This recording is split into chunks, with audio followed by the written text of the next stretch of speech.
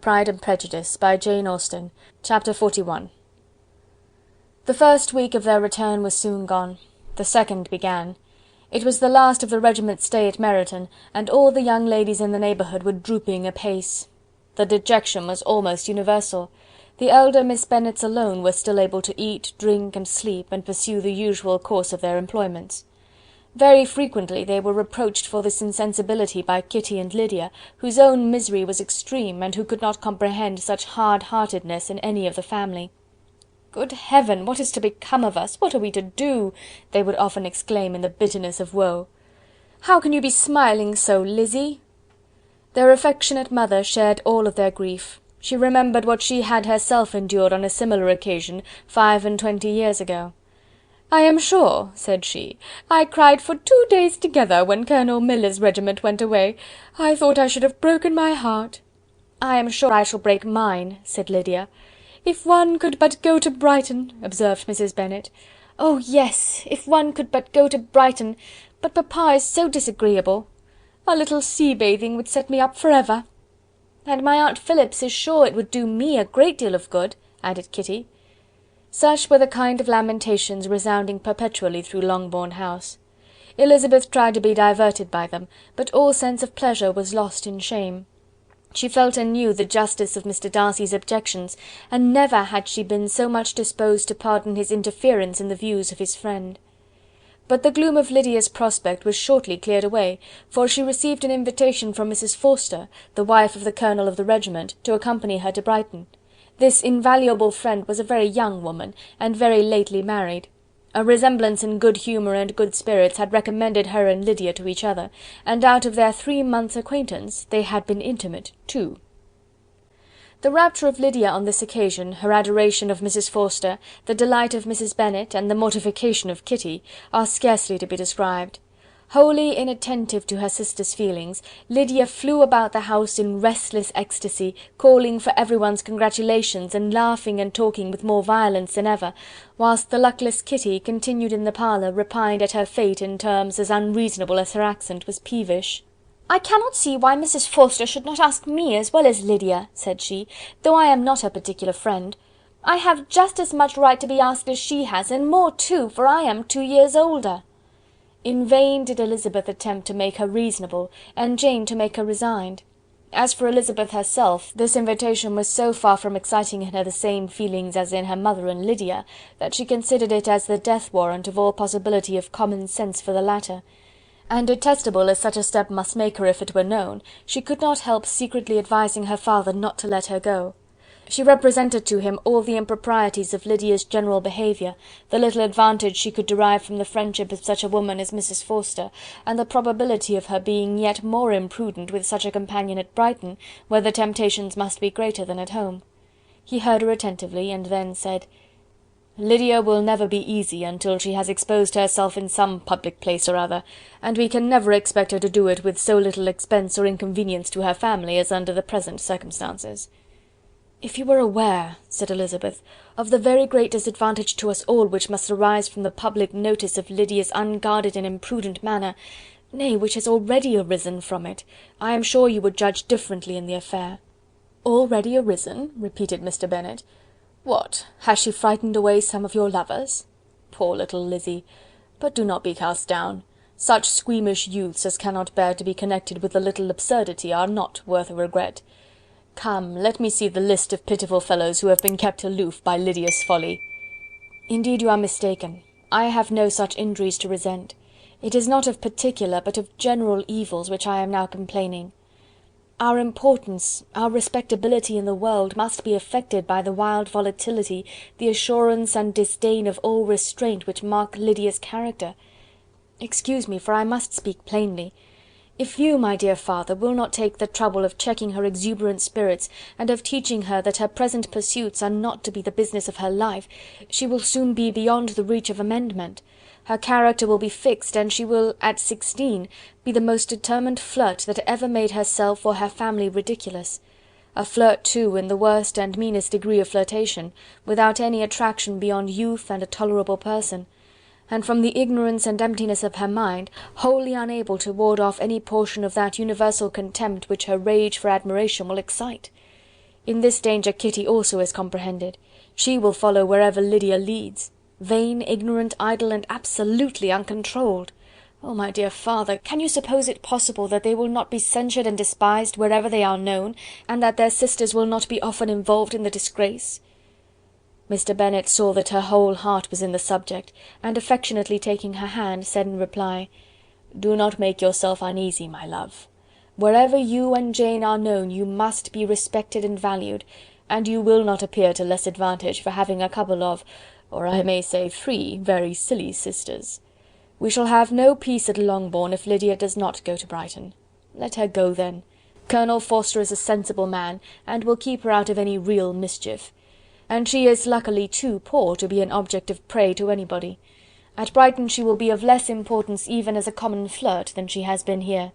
The officers will find women better worth their notice. Let us hope, therefore, that her being there may teach her her own insignificance. At any rate, she cannot grow many degrees worse without authorizing us to lock her up for the rest of her life." With this answer Elizabeth was forced to be content, but her own opinion continued the same, and she left him disappointed and sorry. It was not in her nature, however, to increase her vexations by dwelling on them. She was confident of having performed her duty, and to fret over unavoidable evils, or augment them by anxiety, was no part of her disposition.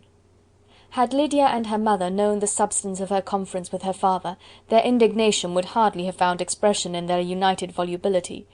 In Lydia's imagination a visit to Brighton comprised every possibility of earthly happiness. She saw with the creative eye of fancy the streets of that gay bathing place covered with officers. She saw herself the object of attention to tens and to scores of them at present unknown.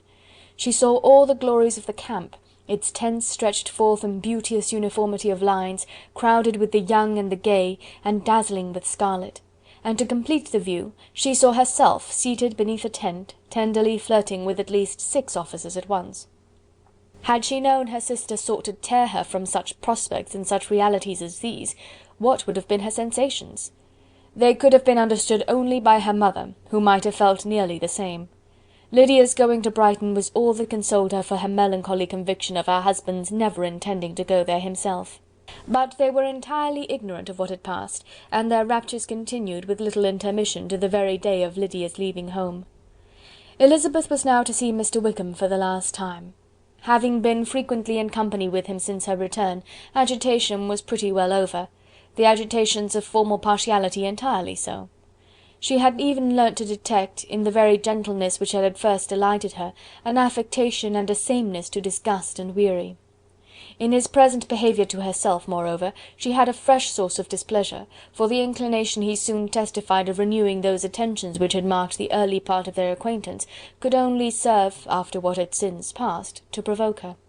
She lost all concern for him in finding herself thus selected as the object of such idle and frivolous gallantry, and while she steadily repressed it, could not but feel the reproof contained in his believing that, however long and for whatever cause his attentions had been withdrawn, her vanity would be gratified, and her preference secured at any time by their renewal.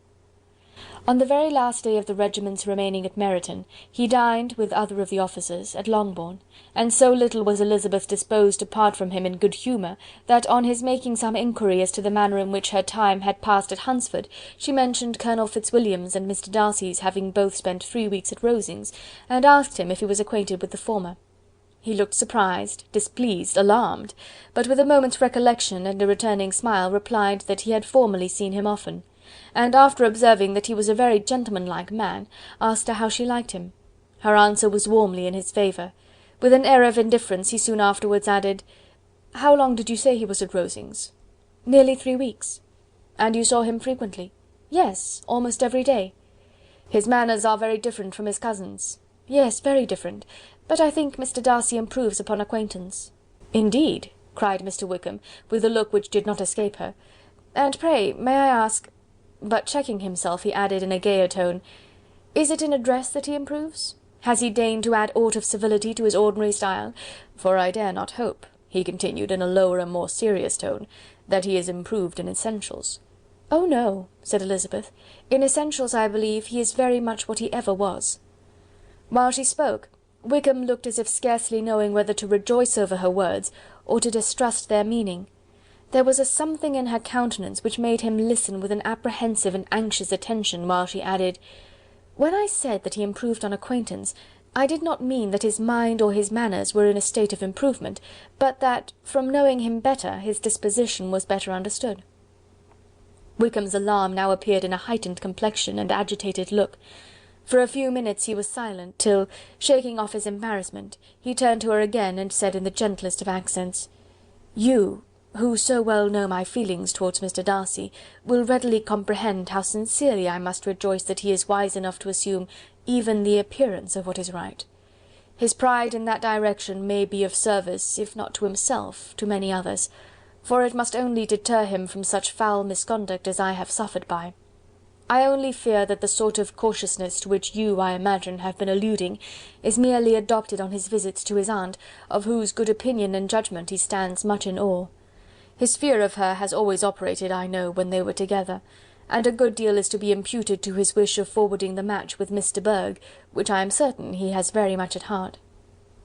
Elizabeth could not repress a smile at this, but she answered only by a slight inclination of the head. She saw that he wanted to engage her on the old subject of his grievances, and she was in no humour to indulge him. The rest of the evening passed with the appearance, on his side, of usual cheerfulness, but with no further attempt to distinguish Elizabeth, and they parted at last with mutual civility, and possibly a mutual desire of never meeting again. When the party broke up, Lydia returned with Mrs. Forster to Meryton, from whence they were to set out early the next morning. The separation between her and her family was rather noisy than pathetic. Kitty was the only one who shed tears, but she did weep from vexation and envy. Mrs. Bennet was diffuse in her good wishes for the felicity of her daughter, and impressive in her injunctions that she should not miss the opportunity of enjoying herself as much as possible, advice which there was every reason to believe would be well attended to. And in the clamorous happiness of Lydia herself in bidding farewell, the more gentle adieus of her sisters were uttered without being heard. Chapter 41.